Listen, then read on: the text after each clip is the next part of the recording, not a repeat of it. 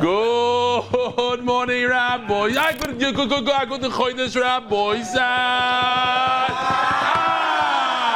Mazel tov, Rabbi Isai. Rabbi Isai, here we go.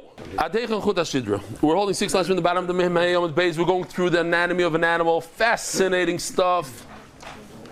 Just like a human being, an animal, even a bird, has a spinal cord. Spinal cord runs in the spine. It's protected beautifully on all sides by bony material that's flexible. It transfers. Talking like I know what I'm talking about. I don't.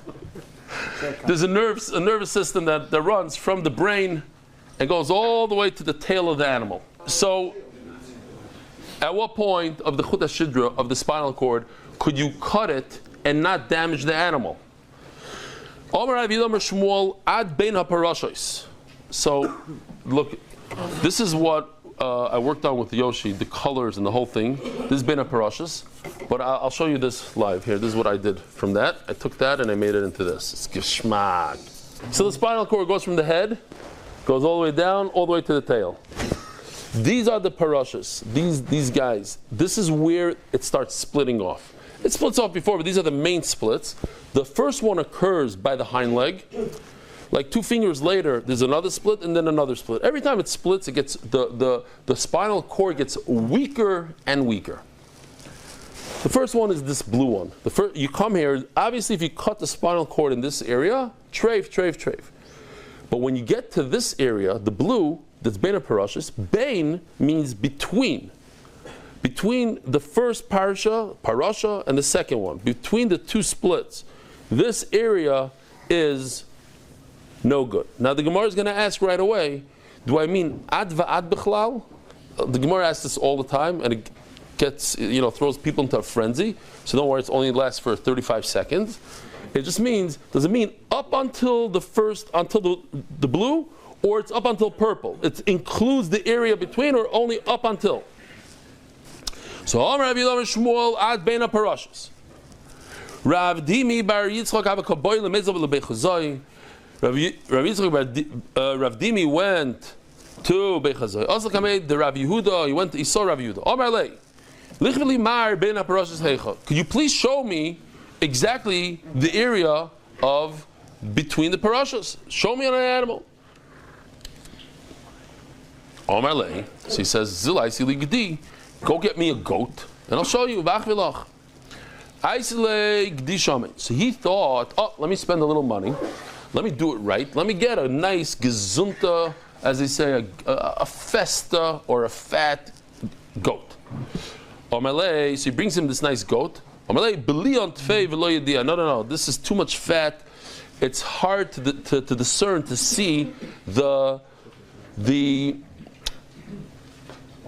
how do you say pitzul in English? Split. The split. It's hard to see these splits where the cord splits. Now, the reason why these arrows are in the wrong direction, it was a mistake probably in terms of, I asked Yoshi to flip it because I want to get to the point here. There's a point.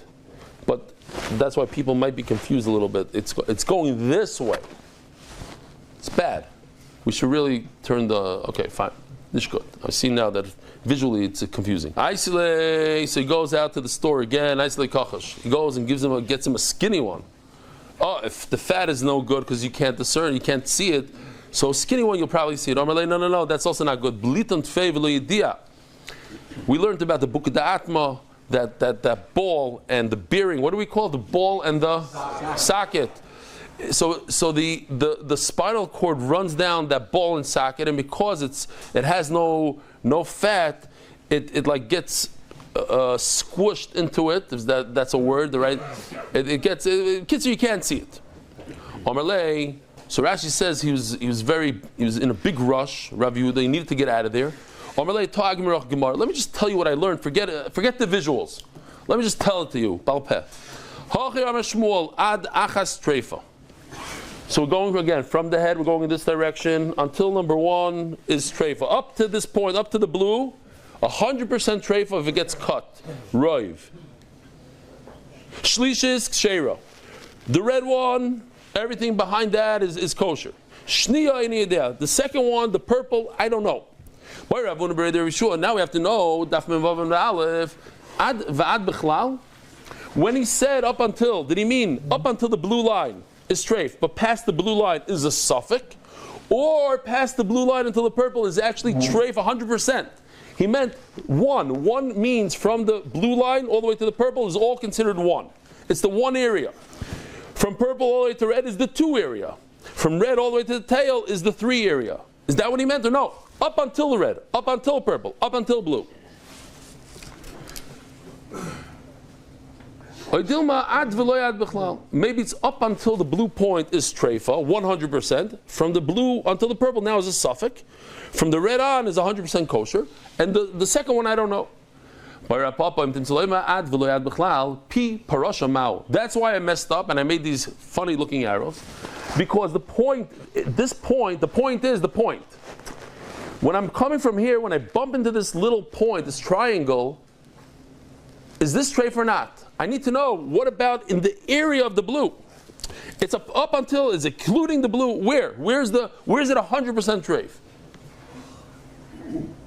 By Rabbi Yirmiyah, I'll ask you more. If it includes this entire area between the blue and the purple, if this is treif 100%, what about on the actual cord going up and going down? On the blue cord, is this treif or not? It says, Tashma, haparosha tidon kibasar. This, the actual blue, the actual purple, the actual red is like flesh. And if it's like flesh, it's kosher, it's not treif. She said, no. My life parosha rishaynu shniya. L'chayr is referring even to the blue and the purple, that it's kosher. Loi. What I meant that it's meat is only the third one, the red. And that we're done with the spinal cord. Ba'ifa, what about in a bird? This gets interesting. A bird also has a spinal cord. Take a look at a bird. Look at the bird. Now the reason why we're showing the wings fold is very important, because that's part of the sugya.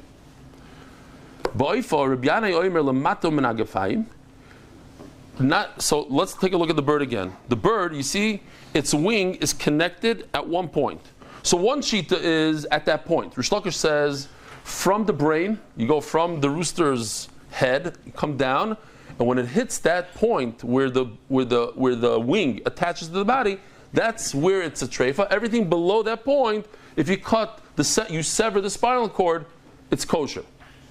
The next shita is, now look at this, I didn't know this, but obviously those who eat chicken or deal with chickens like Benny, this is pashut. It has 3 bends, it has 3 joints, this bird. Not like similar to an animal's leg. It has, not like a human that we only have 2 bends, and we have the ankle, but he has like 3 serious bends over here. Take a look. And Memela, he says it's the whole. So it's until the end of the wing, the bone of the wing, not the feathers of the wing, but the bone. So until the red arrow. So you look at the spinal cord coming down the head until the red arrow. Gishmak. Meaning until the red arrow. And again, if you want to argue exactly on these, this is just to the most I was able to understand it, and you might argue it's a little different. Okay. Exactly the connection to the body, which is at the blue arrow. I was standing, says Ula, in front of Ben Pazi, and they brought a Bertim. They had this problem, so he checked until the joint, the blue arrow. All of a sudden, the Nasi, we had yesterday Nasi. The Nasi says, I need you, Ben Pazi, immediately. He takes the chicken, puts it down on the table, and walks out. He says it's a real shame. Because I don't know if it's because he was done checking. Perhaps he said, you know what, I'm in the middle of checking, but I got to go. The Nasi's calling me. I'm sorry, in the middle of checking, I'm not even going to take another 3 seconds to check the rest. I'm done. So I'll never know. Next, sugya, nitla kavod. We learned in the Mishnah, if the liver was removed completely, it's a treif. So anybody can infer, so if a little bit of the liver remains, it's kosher. Why? Because the logic will be, it regenerates itself. It's the one body part that regenerates completely. Afagav the loy have kizayis. You don't need a full kizayis. And if this sounds familiar, it is because we already brought these mishnayos and we discussed this before. But it says that you need mefurish in the Mishnah. It says it's an anonymous Mishnah. It says you need at least a kizayis left over. Oh, Rabbi Zili Kashio, oh, Rabbi Chia, oh, Rabbi Shimon Bar Rabbi. It's a machloikis. Rabbi Chia holds that you're right, a mashu is enough. Oh, Rabbi Shimon ben Rabbi, Bar Rabbi. Rabbi Shimon, the son of Rabbi Yudah Nasi, the son of the wealthiest man of the generation, he was as wealthy as the king, Antigonos, his best friend Antoninus. He had a lot of money. And his son, Rabbi Shimon, inherited all this money. He's a wealthy kid. He holds it has to be kizayis. Why? Rabbi Chia would throw out the liver. Rabbi Shimon Rebbe mitabalo. Rabbi Shimon held that when you eat something that the animal's neshama is dependent on, we have a machlokes, is a liver something that the neshama is dependent on? Everybody knows that without a brain you can't live. Could you call a liver something that the neshama is dependent on? So he says yes, and that's why he ate it. Because when you eat something that the neshama is totally in it, then it heals you. It makes you healthy. And in Mela, it needs to be at least a kizayis. It's neshama tluya, but it has to be something worthy, a kizayis. But Reb Chia says no, it's garbage. You throw it out. It's not nothing, and I don't eat it. It's not neshama tluya, so it's a mashu. Rashi says it's dependent on that. Memela. V'simonach ashirin mekamtin. You should know that wealthy people are stingy. Aupu musa the osel pumbediso. So the soldiers came to Pumbediso. Araku Rabba v'Rav Yosef. This is a word that is everybody in Eretz Yisrael is very familiar. Arik means somebody that's running from the military. Araku Rabba v'Rav Yosef. They ran away from the military. Paga behu Reb Zera. Reb Zera bumped into them. Says Taisus, Reb Zera wasn't scared. He didn't have to run away because his father worked for the king. He's in charge of the taxes. Amar lu aroikoi. So he calls them AWOLers, deserters. Amar lu aroikoi. Kizai shamru. So they're running for their life, and he throws in a shtickle Torah.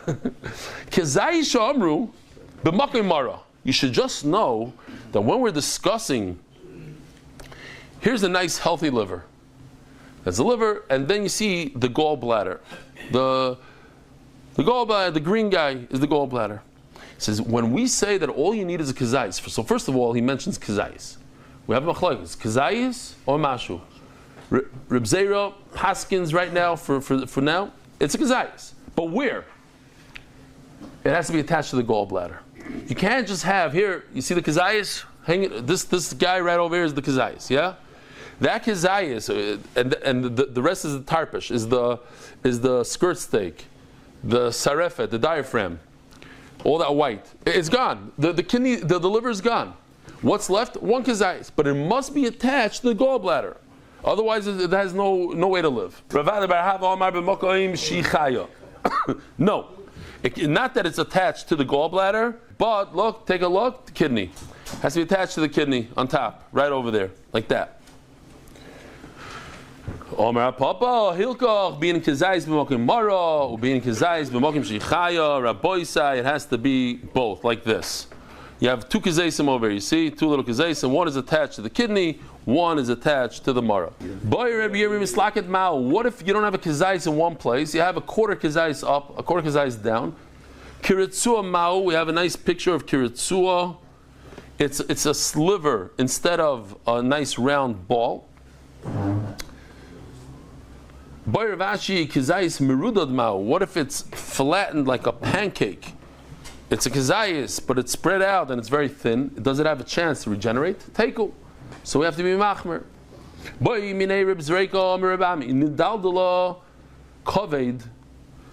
The liver is attached to the diaphragm, and now it became loose. It's connected to the diaphragm, but like this. Let's call it something like that. Barely attached, a little slightly attached here and there. So he says, Amalei, what's the big deal? Who cares? If the pshat is that you have to have a kazayis by the gallbladder. You have more than kazayis. You have the entire liver. It's not a problem that it's slightly attached. The ikir is that he has a large liver and it's great. If you say it has to be attached to the kidney, ha'ika givaldi. Hareya shenikva. So now we're moving on to the lungs. Lungs, Rabbi Isai, is what we deal with mainly today in trephus and the ashgacha and mashgichim and all that. They're very busy with the lung. Hareya shenikva. Now, it happens to be that a lung has two. You're not gonna know the sugya because you're schmoozing within the. A lung has. I'm repeating it for you. It has two coverings, two membranes, two. That's the sugya right now. It has two. Which one is the one that makes it treif when it is punctured? Rav Shmuel Rav Asi Amri. Krama ilah. It's the upper one that makes it treif. V'amri krama taton. The other one say no, the bottom one. Oh, Rav Yosef here. We have pictures for this. All pictures. Here is the upper one. It's a little exaggerated. The bottom one looks like a bunch of ketchup on a hamburger. It's the red clothing, the Gemara calls it. It's a red layer. And this also has a hole, but hey, okay, fine. Mamish geschmack. It looks very tasty. This red clothing that drapes that covers the lung, the mancha beireya that the lung is laying in. Pshita, says Gemara, if the upper one had a hole like this, like this, and the bottom one doesn't have a hole, why is there a second membrane? The second membrane, the bottom one protects the lung. And how do I know? The Rava Domarava, Hayred the Iglid, Rava says that if you have a lung that you peeled off, it was peeled off, the top layer is peeled off completely, kind of sumka, like a red date. Here's a red date. Red date. Kshera. Why? This one actually has a hole, but if it didn't have a hole, that red date material protects the lung. So this is mafurish that the bottom layer is protected. The question is, inkif tatav, inkif the law, like over here you have a hole, and you don't have the upper one, is that a problem or not? Magin or magin? Does the bottom one, since it doesn't have it has a hole, the bottom layer, but the top layer doesn't have a hole, is there enough protection? We'll get to the thing. Is whether or not it protects. So this is gishmak. The halacha is that the upper the upper one doesn't have a hole in it. It does protect. The Rabbi Yosef, why? The Rabbi Yosef, Hayreo the Avsha. When we were kids, they don't have it anymore, I don't think. But when our bicycle, the tire used to leak air, so you take out the inner tube and you blew it up and you heard like a hissing sound. And how would you find the where the hole is? You put it in water, and the smart ones would put it with a little soap, for dishwashing soap, whatever.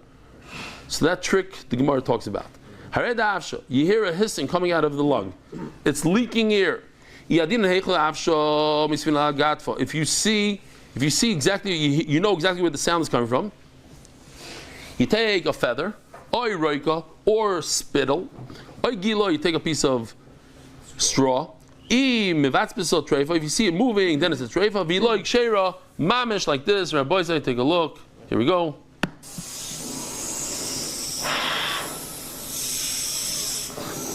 Smart Ashkenazi. Yeah, obviously it's not him. Those who don't know, this is AI. Me and Mark Ashkenazi. If you see the feather moving, great. Then it's a treifa. We like shera. And if you don't know where the sound is coming from, you take like a vat of warm water, you put it inside. I saw here in the pancheria, the Yossi's place, they have a giant vat, and they even have a machine that pushes the tire down underneath, and you can see where the bubbles are coming from. But that's more for like semi-trailers and then tractors, that kind of stuff. B'chamim loy, but you don't use hot water, the kafti, because it shrivels up. B'kri loy, the metarshi. You don't use cold because that stiffens it. And what happens if it stiffens? It can crack. So you got to use warm water and you blow it up. Here, we have another one. Gewaldig. Check this out.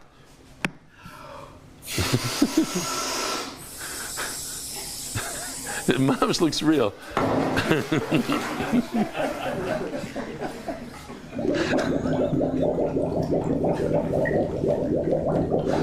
Great. So, even if it's treifa, if you like sheira, if it doesn't bubble, it's kosher. Tatoy inkiv.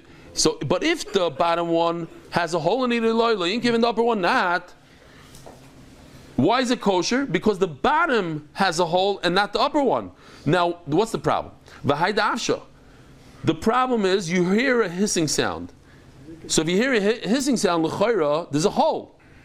Zika de beinahu. No, I'm telling you that what happened was it's like this. Here's the hole, and what you hear is the ear coming out of the lower layer, but it's protected from the upper layer. It's being trapped, and therefore the upper layer is providing protection to the lung, and that's why it is kosher. Ahini sunka div gufa. Omer of a high rate the iglid. Where are we holding? Only 55 minutes, Ari. We're mamish doing well. Omer of a high rate the iglid. Kahina. Remember, we mentioned that the lung, the lung looks like, but there wasn't. Looks like a red date. Whoa.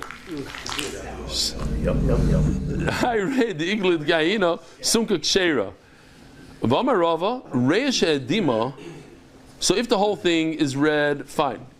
Vamarava Reish Edima. If you got a bang, and that's why it's red. Miktsasa Kshera. If it's only part of it, it's kosher. Kula Treifa. But if it's a majority, the whole thing, the whole lung became red, then it's a treifa. I don't understand what you're saying. Why is a small part of it kosher? The hadrabari, because you're going to say it got a wound. You know, you get banged and you see like blood. What is it called? Is it the internal bleeding? The blood comes to the surface, doesn't puncture a bruise. So eventually, the blood is going to go back to where it came from, or whatever. Everything's going to come back to normal. So kulaname hadrabari. So if you have a wound on your entire leg, it's also going to heal. So it's on the entire lung. What's the problem? Militanya, didn't we learn? We're talking about Hilchas Shabbos now. If you're gonna cause a chavbala, injury to an animal, it's only if you cause the blood to leave the animal's body. But if it's just a bruise, you're not over. Has to come. So too by a lung.